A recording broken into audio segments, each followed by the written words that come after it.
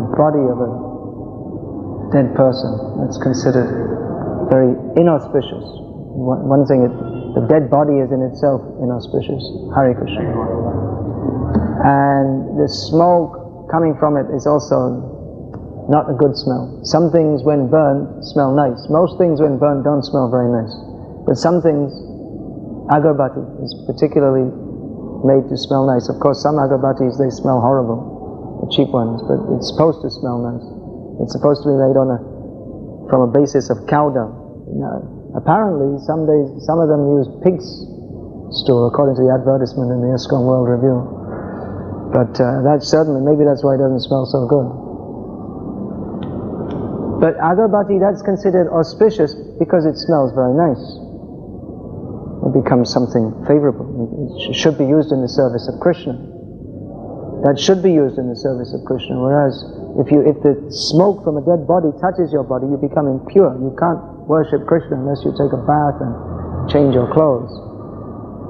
So it was expected that the smell from the smoke from Putana's body, burning a dead body, especially of some Rakshasi, must smell very bad. But it was a nice smell. How is that? Because of the touch of Krishna. And particularly because Krishna favored Putana. Then, even though Putana is a Rakshasi, most inauspicious, going around killing and babies and sucking their blood, it's difficult to think of anyone who could be more cruel or horrible or rejected in human society than someone who finds babies by trickery, by pretending to be very nice, and then kills them by sucking their blood. So Putana was a most horrible, condemned person, but now she's become very auspicious because Krishna has favored her. By the touch of Krishna, everything becomes auspicious. And conversely, without Krishna, everything is inauspicious. In the smarta consideration, there is consideration auspicious, inauspicious. That means from the smriti. What is auspicious? What is inauspicious? And all these considerations, if you touch a dead body, you become inauspicious, all these things. But ultimately, anything in relation to Krishna is auspicious, and anything without a relationship to Krishna is inauspicious. Even if you perform all the rituals in the Karma Kanda section of the Vedas, even if you perform them, you see the smartas, what are they doing all the time? They're always, at least traditional smartas, they're always very much concerned to keep clean, to keep pure, always reciting mantras so that they can be freed from any sinful reactions, known or unknown. The smriti is full of so many different rules, different rules and regulations, so many different rules for everything you do. They have to be conscious all the time. What am I doing? Just like sometimes I say to you, give something with the right hand, don't take it with the left hand, and like this, many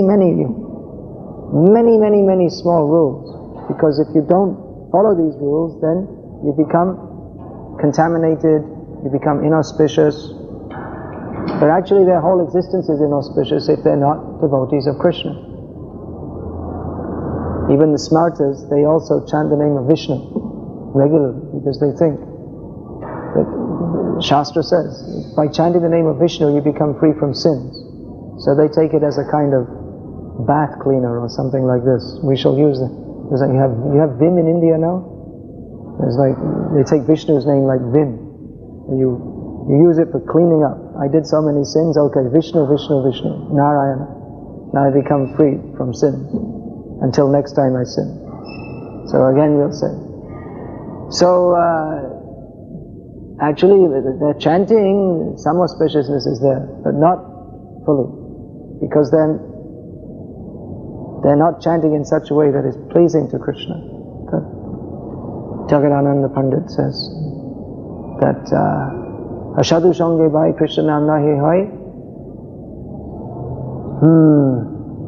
Bahire Nama Ka Bate Tabu Nam Nahi Hai. He says that if you don't chant in the association under the guidance of devotees, then you're chanting, the sound may be there, but Krishna is not pleased to manifest himself in that chanting.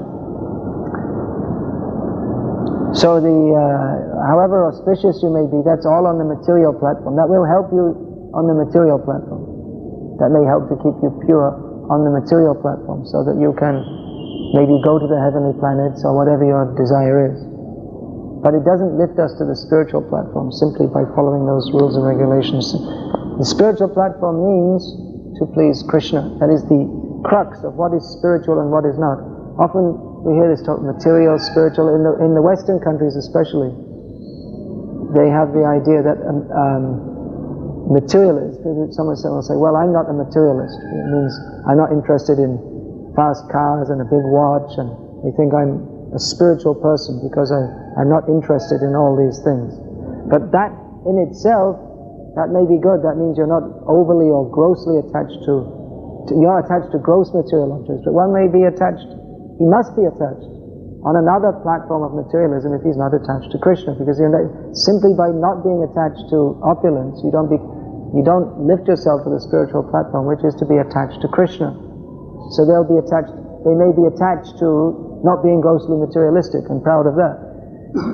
That may be their attachment. Or they may be attached to their old pair of jeans. They may be attached to living in the country. Attachment must be there. Attachment is always there. So if one is not attached to Krishna, or if one is not Krishna conscious, then he's not in an auspicious position. Now here the deities have very kindly agreed to be present here, and we see that in our deity worship also there are so many rules and regulations to be followed. So we may say, well, it's Krishna who is being worshipped, we're worshipping Krishna, and we're also chanting Hare Krishna. So it doesn't matter if we may think it doesn't matter whether we follow these rules and regulations or not, because you're worshipping Krishna. So in Krishna consciousness, where is the inauspiciousness? But rules and regulations should be followed. There's a different understanding to that of the Karmakanda Smarta Brahmins. The rules and regulations, they should be followed to keep us pure for worshipping Krishna. One who's fully pure devotee, he can do anything and everything because he declares himself to be obliged to accept the offerings of devotees, of his pure devotees. But we being practicing devotees, we have to be very careful to follow all the rules and regulations in deity worship. Otherwise, if our attitude is lax, and Krishna won't accept, we don't have that consciousness that we're simply always absorbed. Actually, pujaris, sometimes they say, sometimes it's difficult to have the proper consciousness when you're offering 5 artis a day. Sometimes, just like those who are not pujaris, at least they may have a feeling that sometimes we're chanting Hare Krishna, but almost mechanically, because you have to chant 16 rounds. So pujaris, sometimes they're offering 5 artis a day. And it's very, very difficult to keep the proper consciousness that this is Krishna standing in front of us. So at least the rules and regulations should be there to keep us on a platform pure enough to worship Krishna. Actually, pure enough, the real purity means to be always thinking of Krishna. But in this deity worship, this means worship of Radha Krishna, but we offer to Krishna in the mood that we're worshipping Lakshmi Narayana, in which there are many rules and regulations to be followed for the sake of maintaining awe and reverence. Those who are pure worshippers of Radha Krishna, they're on the platform of Rag, pure attachment. So we've heard so many stories of devotees that Banshidas Babaji is known. There's a problem, huh? Pigeons. Dangerous to sit there. Another thing to be seen too. So those who are on the platform of Rag, like Banshidas Babaji, we hear so many stories how he would not dress his deities, or he wouldn't follow any system of archana. He can do. and Krishna will be pleased by his pure worship. But if we do that, we become offenders. So the point here is how Putana became purified, even though she was inauspicious. She was inauspicious because she was a non-devotee, and a gross non-devotee. She wanted to kill Krishna. But she became auspicious by the touch of Krishna. So Prabhupada, he many times said that it's not necessary for people to, we're not talking about so much giving up so many things, but adding Krishna to our lives. So anyway, what we're doing, we have to do something in this material world, so add Krishna. Many times people ask, practically every time, and any time you're speaking to some person who's newly coming to Krishna consciousness, they ask, well, what would happen if everybody in the world chanted Hare Krishna? Then who would work, who would produce? But we never say that if you chant Hare Krishna, you have to give up everything, as they say. No. You add Krishna, that will make your life inauspicious. Just like generally it's said that, at least in the part of the Shastras we read, that householder life is very inauspicious. But if Krishna is firmly in the center of householder life, that becomes auspicious. Without Krishna, it's simply cause of bondage, animal life. As the animals are eating, sleeping, mating and defending, so materialistic people, they're also doing without any higher goal of life. But if the purpose of everybody is simply to, in the family, is simply to please Krishna, then it becomes most auspicious. Prabhupada once asked Satsvarupa Maharaj to write a book called Things Without Krishna Fail. Without Krishna, whatever you do, it's a failure. This word in India, it's a common word, failure. The worst thing you could possibly do, the worst insult practically, is to label someone a failure, or the worst fear everybody, young people have, is that they will be a failure. Yeah, my life is a failure, but everyone's life is a failure without Krishna. Even big heroes of the modern world, Churchill was considered a great success. He led his country to victory in the war, but it was failure. They're all failure without Krishna. Shrama eva hi kevalam. Without Krishna consciousness, everything is simply hard work without any auspicious result. It's all useless. And with Krishna, everything becomes successful. Just like we're talking, Nangshi Das Babaji, he was materially speaking, he was a failure. Absolutely, from very low caste, fisherman caste. And uneducated, illiterate, failure. Srila Prabhupada, his business was a failure. His business enterprises, they didn't succeed. But he was a great success by giving Krishna to everybody. So this is the point, that anyone, however fallen they may be, if their life is touched by Krishna, it becomes auspicious, it becomes pleasing, the fragrance of Putana's body. Even Putana, you see, we think of her as a great Rakshasi, but still we're remembering her, because she was in relationship with Krishna. She became such a great success that she's being remembered even 5,000 years later. You see, all the great successes, these computer programmers who go from India to America and earn $10,000 a month, they become successful, but no one cares for them. They're not going to be remembered 5,000 years later.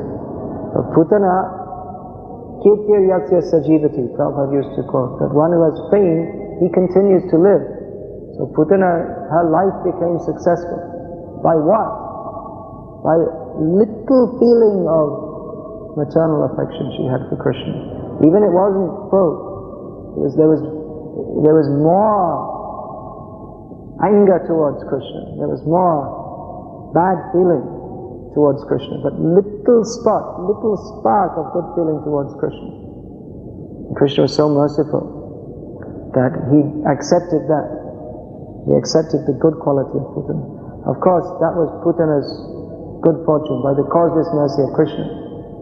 Here in Gujarat, especially in other parts of India, we see many people, most people, they have at least some little good feeling for Krishna, if not more. Mostly people, they like Krishna, especially in Gujarat. You see they make Janmashtami a state holiday, not everywhere in India, not in every state. It should be a national holiday, but we have Christmas Day as a national holiday in India for the benefit of the Christians. But Janmashtami, the birth of Krishna, is not a national holiday. But at least in Gujarat, and they put in the newspapers, they'll put a front page, they'll put today's in the news is Krishna. In most of the newspapers, isn't it? In Gujarat, on Janmashtami, they have a nice color picture of Krishna. So feeling is there for Krishna, but that doesn't mean that that's going to be enough. You have to cultivate that feeling for Krishna in a favorable way. Unfortunately, people's feeling for Krishna in this state has been taken advantage of by different wrongly teaching gurus, just like in this Swami Narayan Sampradaya. They also celebrate Janmashtami, but they say that Swami Narayana, now Pramukh Swami, is Krishna, which is not according to Shastra. It's bogus. So they're taking advantage of people's feeling for Krishna to promote their own idea. And even there's this Pandurang Shastri also, who is a complete Mayavadi. But he also talks about Krishna and Gokul and all that, because people they like that. That attracts people to him. He speaks about that, and then he fills them up with his own wrong ideas. Tree Vriksha Mandir, tree temples, and all funny ideas. They worship the trees and go to the planet of the trees. You know about the planet of the trees? It's an inside joke. It seems most people know about it. There's one guru here who has tree temples. He has his ideas to plant many trees, and this is a temple, Vriksha Mandir. So they're taking advantage of people's feeling for Krishna and teaching something else. That means that feeling for Krishna is being diverted in another way. So that feeling for Krishna, that's very nice. But mostly we see that people are wrongly guided. They don't have the right idea. Therefore, despite their feeling for Krishna, it doesn't come up. It doesn't become purified because it's not directed in the right way. Practically speaking, even there may be some good sampradaya with good teachings. Here also in Gujarat there's one sampradaya of Vaishnavas which is widely spread. But practically they don't guide their disciples. They give initiation, Brahm Sambandh they call. You know who I'm talking about? They give some kind of initiation, but they never see their guru. The guru never teaches them. They don't give any rules and regulations. You should follow this, you should follow that. No direction. Simply they become initiated. Now you're a member of our sampradaya, and that's it. No teaching, nothing. So our movement, now we've established this temple, we're thinking, isn't it wonderful? Now the temple is built. And it is wonderful. But now the preaching should begin even more. This should be the beginning of a new wave of Krishna consciousness. Now we have a very nice facility, deities are here, many people will be attracted to come. So they'll be getting the touch of Krishna consciousness.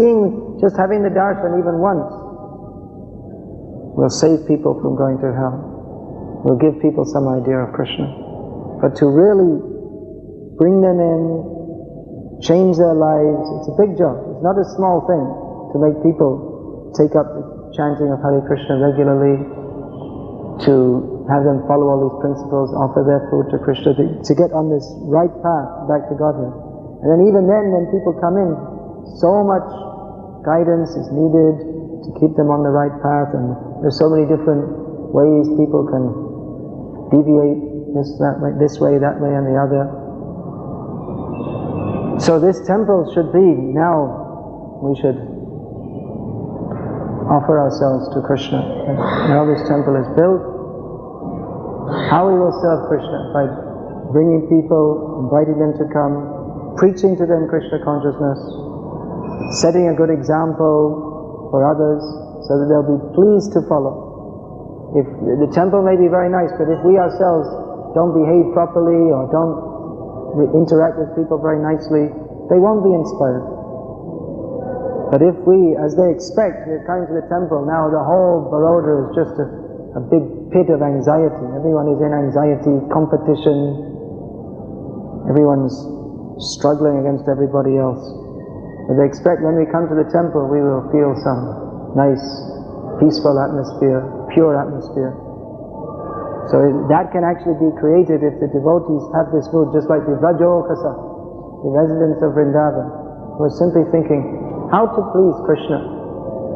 If all the devotees are thinking how to please Krishna, instead of thinking how to please myself,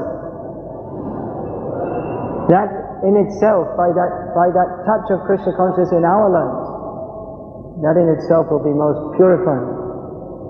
So that when others come in contact with us, they'll also feel, yes, it's very nice to be with the devotees, and they'd also like to take this up. That's going on already. So many people are coming regularly, starting to chant, follow all these principles. But now we have this facility that we should. I was thinking, was I saying that here? I was saying somewhere that we should see the. I was in London. I was saying that we should see the temple. That this is just, we should consider just like Vrindavan. The whole area is actually the whole area. It's all the spiritual world. So that atmosphere we have to create, not by any other system, not by reading books about how to behave with each other. But there are so many books written by non-devotees about how to behave with each other nicely and this and that. But simply by following in the footsteps of great devotees, the inhabitants of Vrindavan, then automatically, if we chant nicely, if we serve Krishna nicely, if we dedicate ourselves, then automatically, yasyasti bhakti bhagavati kinchana savai gunais tatra samasate suraha, those who are actually Krishna conscious, then their behavior will be, everything will be very nice. And that will attract others to come also. So let us see now, let us dedicate ourselves for that. That this is, you'll read also in Vrindavan how there are so many, hundreds and thousands, many, many devotees of Krishna. So now there's a big temple, we should think how to bring many, many, many people to Krishna. Offer. In the Bhagavatam, in the 14th chapter, Lord Brahma, we see, he was supposed to offer whatever you have to Krishna, so he offered the whole universe to Krishna. So in one sense, the whole universe is already prasad. But within our little part, in this little part of the universe that we are existing in, let us see how we can offer this Baroda city to Krishna. Now we can't offer, we're not the mayor of Baroda, and even he can't offer, because it's not in our control. But we can offer by individually, if we bring people, offer them to Krishna. You'll see in the old medieval books of Gauriya Vaishnavism how when a guru initiates a disciple, he offers them to the deity. The disciple agrees, I dedicate my life to Krishna, and the guru, the idea is that he offers the devotee, it's not that my disciple, my property, but he's thinking how to offer to Krishna. How he will be engaged, why one becomes a disciple, to be engaged in the service of Krishna. So the idea is there that you're attached to one particular deity and you spend your life in the service of that deity. Whatever, it may be deity worship, it may be preaching, whatever it is. But the idea is there to offer all your services to Krishna, who we see in the particular form of Radha Shyamsundar, Radha Madan Mohan, or whatever. What's going on? The door's coming open. It's not closed.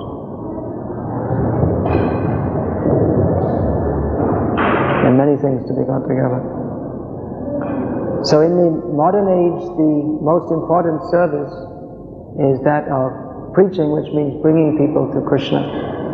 So let's see what we can do. The book distributors are going out you should bring invitation cards, and everyone you meet, tell them, now we have a very nice temple, please come to the temple. Even they don't take a book, you can ask them at least give a donation, that will benefit them. So now our preaching should be very much like this, that please come, take darshan of Radha Shyam Sundar. Radha Shyam Sundar should become famous. People should know this name. Just like you'll see towns like Nathdwar, the whole town is based around Srinathji. In Karoli, Madan Mohan, everyone knows Madan Mohan. So here, this should be our ambition, that at least everyone in this town should know Radha Shyam Sundar and feel this is our Krishna. Become attached to him like that. That is very, very powerful for spiritual advancement. If people feel these are our deities, we're coming here to offer our service to them. Hare Krishna.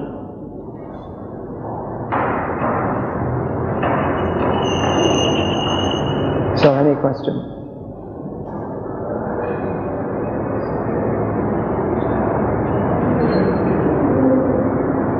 Comments? Thank you for us. I have no question, but I have observation. God is give the cleanness of your mind, cleanness of the environment. Because we are living in a degraded environment. This process is to make the environment clean. Clean environment, clean society. Did you notice that the temple isn't very clean? Is this the point you're making? Very much clean. Well, I think we all notice. It's pretty difficult not to notice. But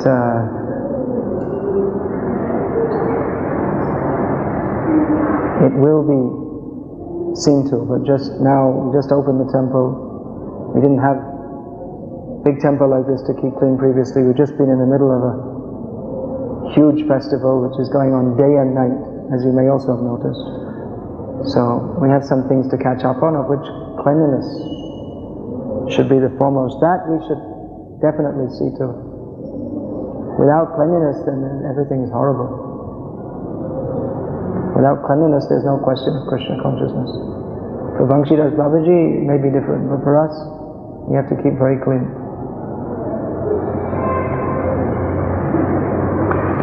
Yeah, the whole temple room needs cleaning. I asked Jai Damodar to get a team together for that after the class. Taking down all the flowers. And it's going to be difficult to keep this floor very clean until the marble is laid on the pathway. That should be done next week. The marble is here, it just has to be laid. But anyway, we still have to keep it clean. So we need volunteers for helping to clean up. You're number one, presumably. I think we should leave the flowers for. Do you think so? They're all old. You think they look nice? The last one. The thing is, this Mali who brings them, they're old when he brings them. Alright, Hari Shari Prabhu will take his word, his order. He's a difficult man to difficult not to follow Hari Shari Prabhu's order. He was, I don't know whether you inherited that from Prabhupada or from previous life. He's a man of firm resolve. Feared by all, GBCs, everyone. So alright, but still the whole floor needs cleaning. What about this Yagya Shala? Maybe we should keep one Yagya Kund there. I guess we should discuss that with Vasu Ghosh before we dismantle the whole thing. But that also has to be taken away. It would be nice to keep one Yagya Kund. Although how often do we do Yagyas? Not that often. 2-3 times a year. Anyway, why don't you ask him about that also? First, I think it's best to have a clean-up right away. If you go away and ask about the Yagya Kund, when you come back there'll be no one left for cleaning. So why don't you organize the clean-up right now, and then afterwards you can ask if you want to keep one kund. Otherwise, we have to dismantle that whole area and clean that up too. So it won't take very long just to clean this area, the floor and everything. So a few volunteers? I'd like to do. Anyone else?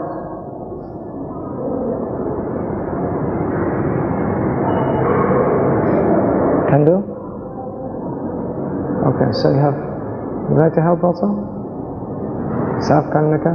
I think everyone, mostly you all didn't chant your rounds, isn't it? Alright, well you have 1, 2, 3, 4, including yourself, so Hare Krishna, get to it. Should I keep this for today? Yeah, keep them tomorrow. Alright.